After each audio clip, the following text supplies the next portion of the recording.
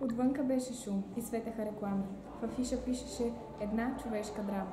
Отвънка беше шум и конника на Крум се потеше от стискане в дланта ми. И стана тъмно. В белия квадрат лъва на метро съмно се прозина. И изведнъж шосе, след той гора и в дъмното небе просторно синьо. И на шосето, точно на завой, се срещат две луксозни лимузини. Това е нашият герой и нашата героиня. След удара излиза джентълмен и взема в ръцете си чилични, като перце примрялото момиче. Отваря си очите, те горят, примрежават се и гледат на муслода. Да видиш ти какво момиче, брат, като жребица от разплодник. Дърветата, разбира се, гърми над тях спокойно синината.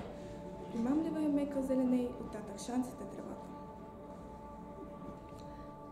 Един размазан Джон целува страстно Грета, устните му сладостна лига, стига. Къде е тук нашата съдба? Къде е драмата? Къде съм аз? Кажете! Годите ни опряна за стрелба, на времето барутна пистолета. Та може ли да любим и да скърбим с нивната великоверност, гърдите ни са пълни с дим, а дробовете ни с каверни? Така ли срещаме на път любимите си с лимузини? Изгрява любовта ни в труд, сред дим, сред сажди и машини. И после сивия живот, борба за хлеб, мечти неясни и вечер тесното легло, в което неусетно гаснем.